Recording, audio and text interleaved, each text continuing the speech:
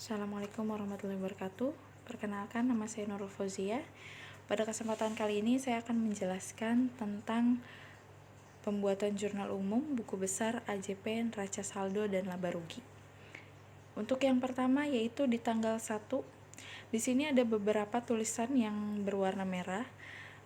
Sengaja saya tulis warna merah karena untuk mempermudah kita menentukan nama akunnya. Oke, yang pertama, tanggal 1 Maret Tuan Eka mendirikan dealer mobil dengan menyetor uang pribadinya ke kas perusahaan sebesar 45 juta. Maka di jurnal umumnya bisa ditulis 1 Maret kas pada modal Tuan Eka sebesar 45 juta. Selanjutnya di tanggal 4 Maret untuk menambah kas perusahaan, Tuan Eka meminjam uang ke bank sebesar 25 juta. Maka di jurnal umumnya, karena di sini dia menambah kas tapi dengan berhutang, maka ditulis kas pada hutang bank sebesar 25 juta. Oke. Selanjutnya di tanggal 6 Maret, dealer Eka membeli perlengkapan dealer sebesar 7 juta secara tunai. Maka di jurnal umumnya ditulis perlengkapan pada kas sebesar 7 juta. Di tanggal 9 Maret, Tuan Eka mengambil uang kas perusahaan sebesar 5 juta untuk keperluan pribadi. Maka kalau untuk keperluan pribadi bisa ditulis di sini 9 Maret, prive pada kas sebesar 5 juta. Lalu di tanggal 12 Maret, Tuan Eka membeli perlengkapan dari Toko Indah sebesar 20 juta secara kredit. Dengan rincian, yang pertama adalah 18 macam alat-alat kunci mobil sebesar 7 juta, 1 mesin kompresor seharga 6 juta, 16 macam oli mobil sebesar 3 juta, spare part dan suku cadang sebesar 4 juta. Maka di jurnal umumnya langsung kita tulis akumulasi jumlahnya saja, yaitu pada tanggal 12 Maret, maka ditulis perlengkapan pada utang usaha, karena dia kredit maka di sini ditulisnya utang usaha sebesar 20 juta. Selanjutnya di tanggal 15 Maret, dealer Eka menerima pendapatan jasa sebesar 15 juta dari customer baru.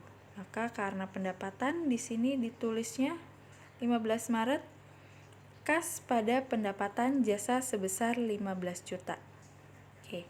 Selanjutnya di tanggal 17 Maret, Tuan Eka membayar sebagian hutang pada Toko Indah sebesar 9.700.000 untuk pembelian kredit pada 12 Maret lalu. Maka kalau di sini pembayaran hutang di jurnal umumnya 17 Maret ditulis utang usaha pada kas 9.700.000.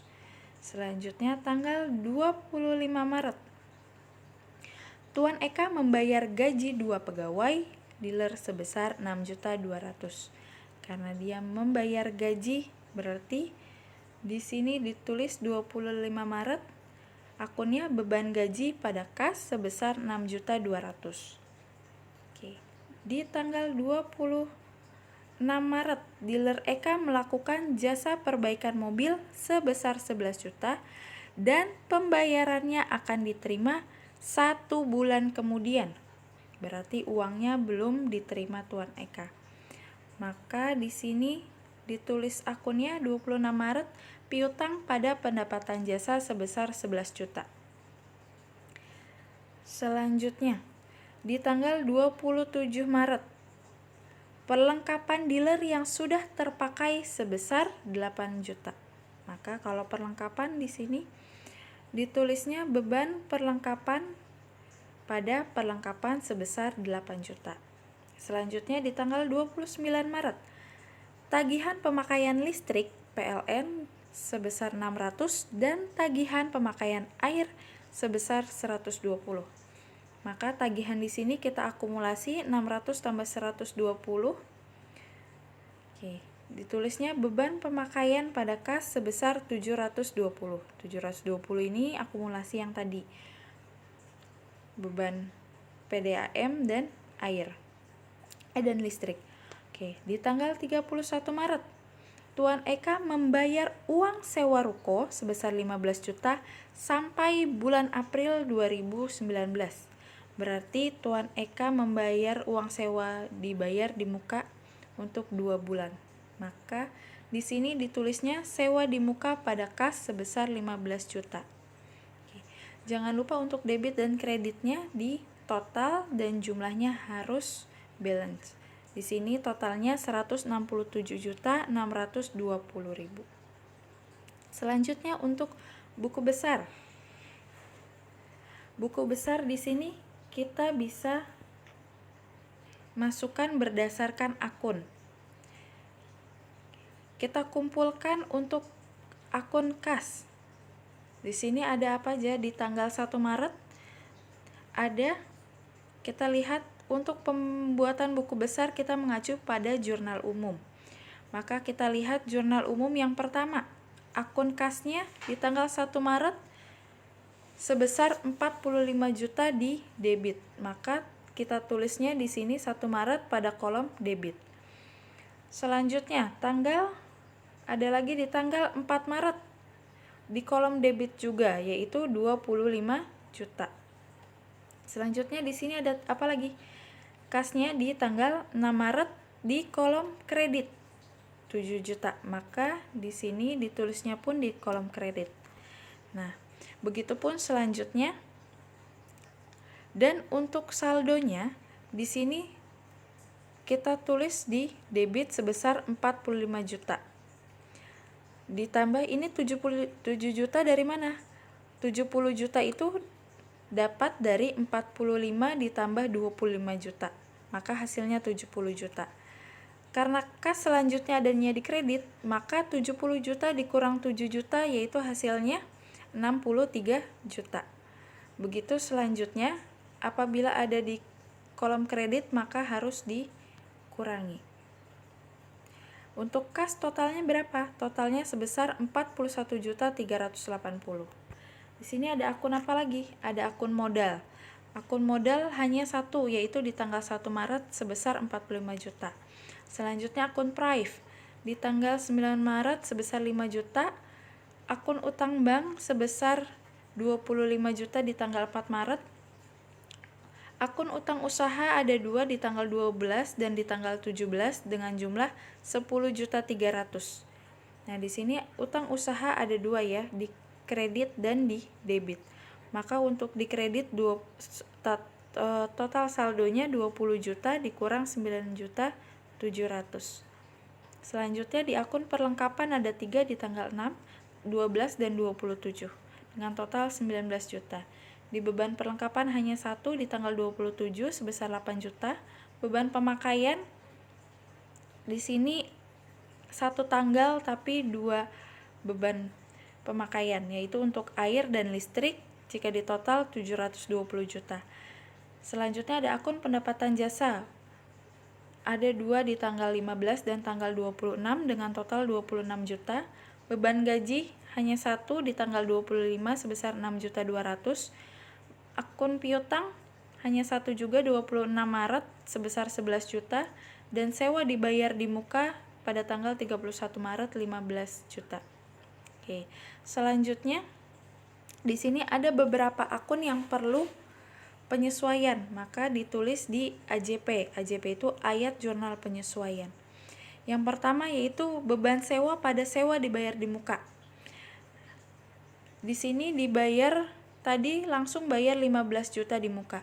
15 dibagi untuk 2 bulan karena dia bayar untuk bulan Maret dan bulan April. Maka per bulannya di sini 15 juta bagi 2 hasilnya 7.500.000. Dan ada akun beban perlengkapan pada perlengkapan. Ini juga perlu penyesuaian. Besarannya 18 juta. Maka di AJP totalnya yaitu 15.500.000. Selanjutnya di neraca saldo. Nah, sebelum kita membuat neraca saldo, Neraca saldo ini yaitu mengacu pada buku besar, jumlah buku besar. Nah, seperti ini nih, yang kas kita ambil dari jumlah yang terdapat di buku besar. Kita lihat kasnya di sini totalnya yaitu 41.380 adanya di kolom debit. Maka di sini ditulisnya pun di kolom debit. Modalnya berapa di sini? Modalnya 45 juta di kolom kredit. Maka di sini pun ditulis 45 juta di kolom kredit. Begitupun seterusnya mengacu pada buku besar. Dan untuk beban perlengkapan jangan lupa ditulis juga di neraca saldo yang disesuaikan juga. Di sini 8 juta. Nah, ada juga untuk sewa bayar di muka. Nah, untuk sewa bayar di muka karena ini bulan Maret, maka yang ditulis di sini untuk sewa bayar di mukanya 7.500.000 dan 7.500.000-nya itu masuk kepada beban sewa. Beban sewanya ditulis di neraca saldo yang disesuaikan. Nah, semuanya ini kita jumlah pada neraca saldo setelah disesuaikan. Kita tulis di sini untuk debitnya ditulis semua, kreditnya ditulis semua, jangan lupa dijumlah. Jumlah debit dan kreditnya harus balance. Nah, selanjutnya yaitu untuk membuat laba rugi. Laba rugi di sini mengacu pada neraca saldo.